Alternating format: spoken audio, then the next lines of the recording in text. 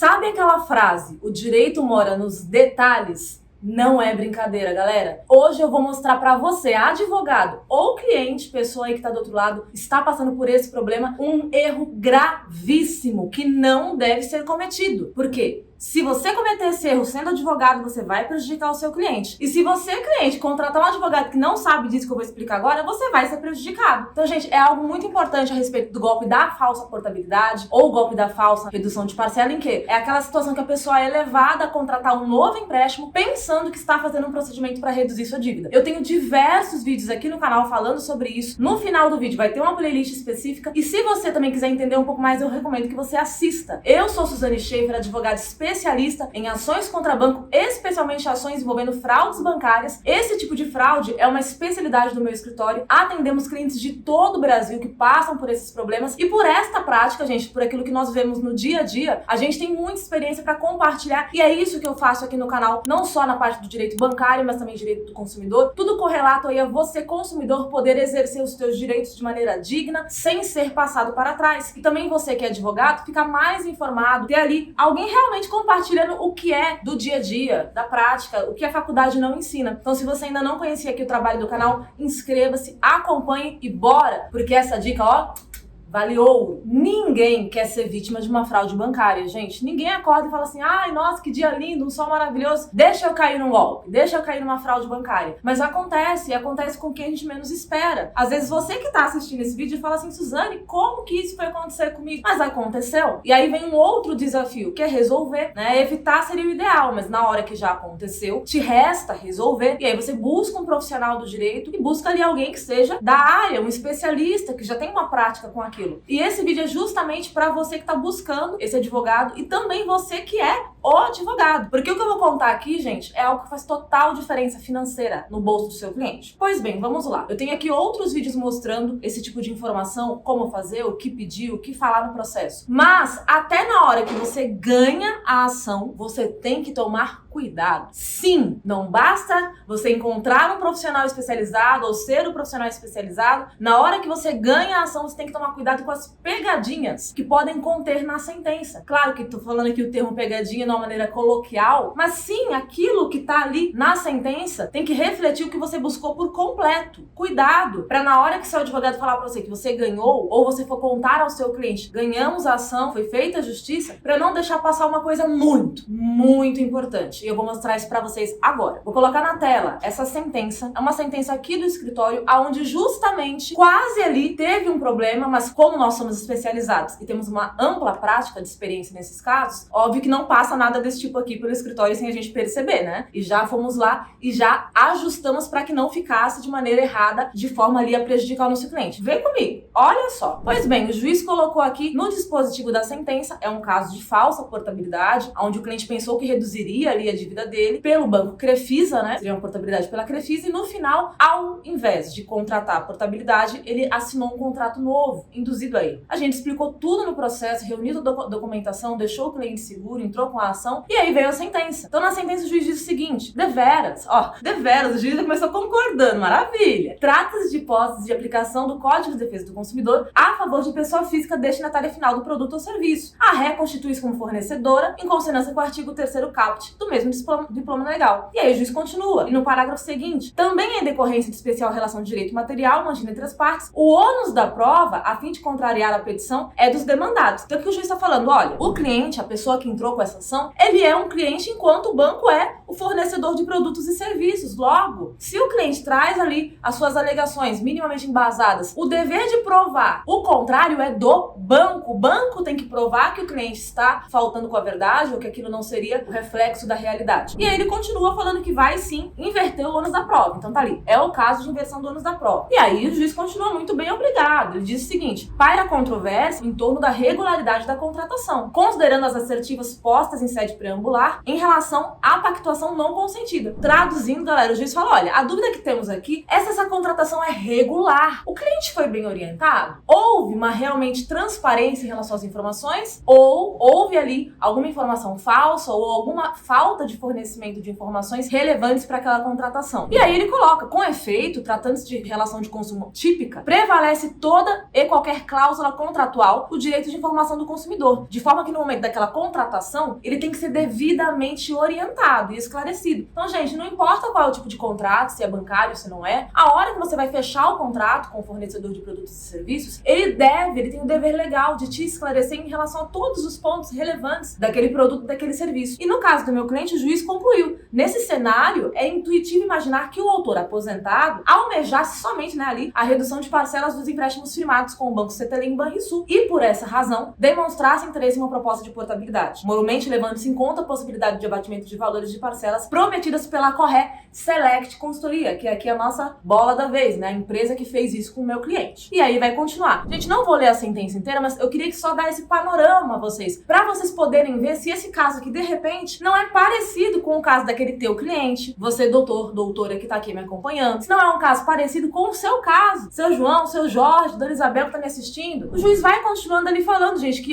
ele concorda, com a tese que nós apresentamos, de que o cliente foi enganado. E isso fica muito claro, gente, a hora que ele fala o seguinte, aqui, nesse tocante, as conversas travadas entre as partes, folhas 31 e 96, via WhatsApp, demonstram que o autor não possuía compreensão dos produtos efetivamente contratados. Notadamente, o instrumento particular de transação de direitos, compromissos de pagamento e outras avenças junto à Select e o contrato de mútuo perante o Banco Crefisa. Olha como é importante a fundamentação correta por parte do advogado. Mesmo a Select Consultoria possuindo um contrato que foi feito ali, para dar aquele ar de legalidade ao dinheiro que o cliente repassou lá para a empresa, enganado, caiu o dinheiro na conta dele, ele foi e repassou para a financeira. Ainda assim, o juiz entendeu que o contexto demonstra que até mesmo esse documento foi assinado sem que o cliente tivesse ali a percepção verdadeira a respeito da contratação. Ele não foi devidamente orientado. E aí, ele coloca, a contratação da forma delineada, portanto, claramente viola os princípios da probidade, boa-fé contratual, demonstra prática abusiva por parte da instituição financeira ré e da empresa de consultoria. E aí, gente,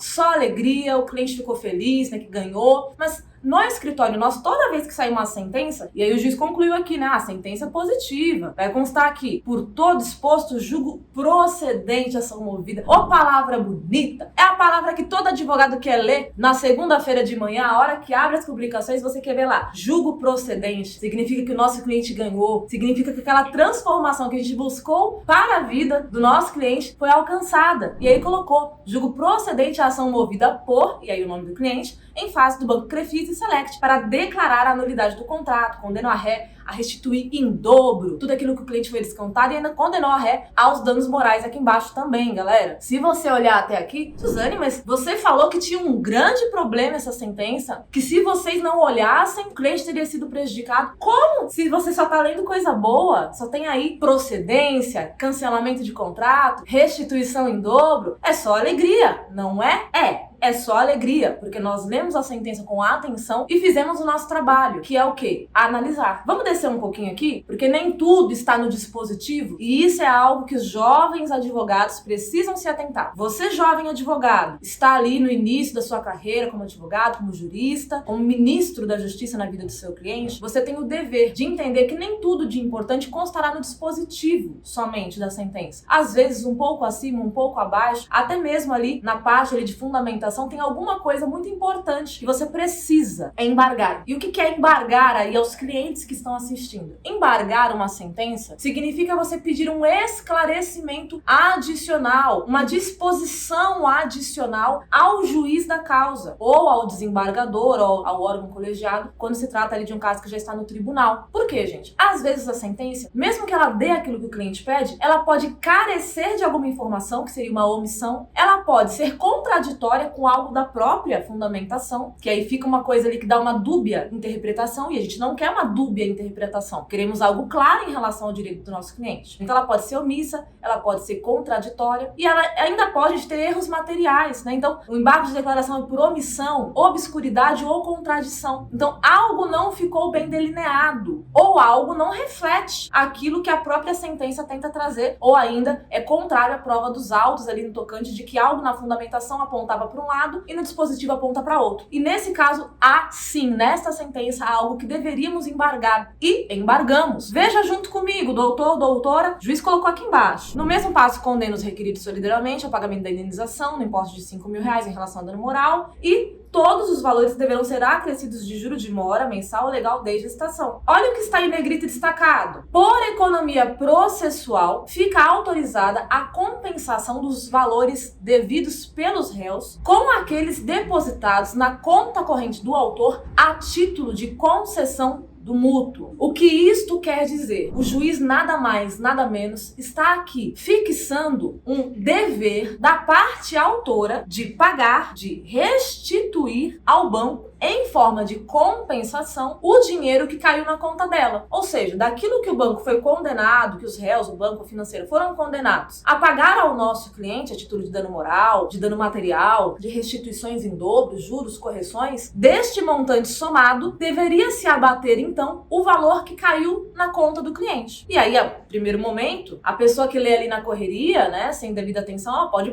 passar batido por isso. Mas isso é um grande problema nesse caso meu. Por quê? Segundo fundamentação e os fatos que nós expusemos na inicial, o cliente não ficou com o dinheiro. Uma vez que temos ali uma fraude envolvendo uma falsa promessa de portabilidade, em que a dívida do cliente seria quitada e ele pensava estar numa negociação legítima, ele transferiu o dinheiro à conta da ré, da Corré no caso, da Select. Ele transferiu a conta dela, dessa empresa que fez essa intermediação, pensando que a ré faria a amortização das parcelas dele, do contrato anterior. A ré fez? Não fez, por isso temos um processo, porque houve esse descumprimento, né, desta promessa. Uma vez que o meu cliente não está com o valor em conta, como poderia meu cliente devolver esse valor? Se passasse batido isto nesta sentença, a hora que fôssemos ali executar, receber a condenação, o meu cliente teria ainda que, desta condenação, ser desfalcado em um valor indevido, porque ele não está com o dinheiro. Logo, fizemos o quê? A medida processual adequada, o embargo de declaração, e vou mostrar para vocês agora, gente, o que nós falamos ao juiz e o que o juiz respondeu. Embargo de declaração em face de Select e Crefisa. E aí colocamos aqui a fundamentação em relação à tempestividade, porque tem um prazo ali de 5 dias, tá, gente? Úteis, após a publicação, para você poder interpor os embargos de declaração. Passou disso,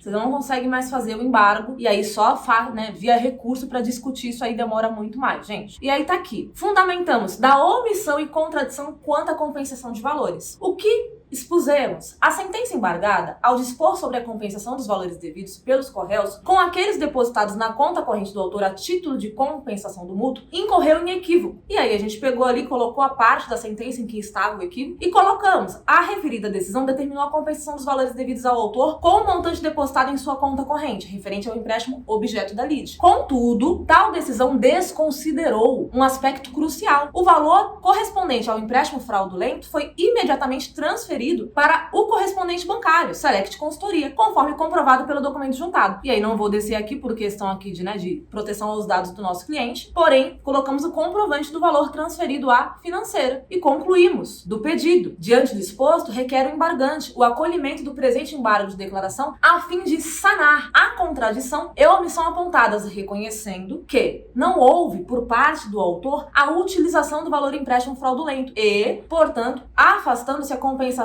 dos valores mencionados na sentença. Ou seja, apontamos ao juiz esta contradição, esta omissão. E aí, gente, veio uma decisão logo em seguida do juiz, muito rápida. Nós protocolamos aqui este embargo dia 21/8, quando foi dia 3 de setembro deste ano, 2024, veio aqui uma decisão falando o seguinte: vistos, folha 298, que é a petição nossa, tempestiva a resignação, acolhe os embargos declaratórios, tão somente para reconhecer a impossibilidade de compensação dos valores antes referida. Antepenúltimo parágrafo, uma vez que a parte autora não se beneficiou do mútuo concedido fraudulentamente. Agora sim, pessoal, a sentença está 100% correta, porque agora sim não temos qualquer obrigação indevida contra o nosso cliente. Porém, se você, doutor ou doutora, ao ler a mesma sentença, não fizeste este embargo, teu cliente sofreria, amargaria um prejuízo. E não queremos, de forma alguma, causar prejuízos aos nossos clientes por falta de conhecimento. Por isso eu estou aqui. Você, doutor ou doutora, eu sei que tem muitos advogados que acompanham o meu trabalho aqui. E eu espero de coração que essas dicas práticas que eu passo sirvam no teu dia a dia. Mas Mas também você que é consumidor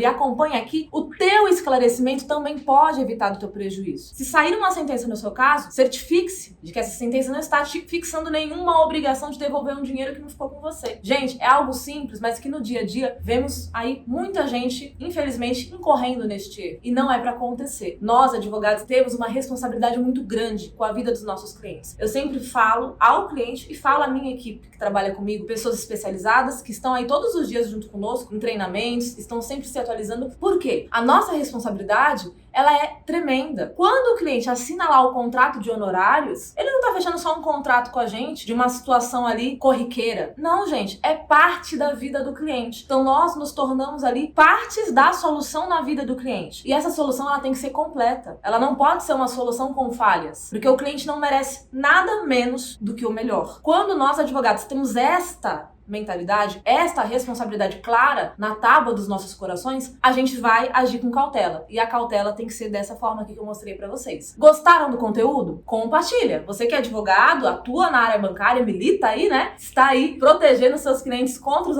abusos bancários, assim como nós aqui, eu, Suzane, e o meu escritório, a Schaefer Souza Advogados. Compartilha esse vídeo, compartilha com a sua equipe. E você que é cliente, se gostou, manifesta, né? Faça ali a ação prática do like para que a gente possa fazer esse conteúdo chegar a mais pessoas a cada dia. Deus abençoe todos vocês e quem quiser entender um pouco melhor a respeito dessa fraude ocorrida nesse processo, acompanhe os próximos vídeos aí da playlist, que com certeza você vai ver muita coisa interessante. Ah, e quem quiser pode me seguir também na rede social, lá no Instagram, @SuzaneSchaeferADV, e tem o TikTok também, de vez em quando eu apareço, dou o ar da graça por lá. Vocês podem ter um contato mais próximo comigo. É isso, Deus abençoe a todos e até o próximo vídeo.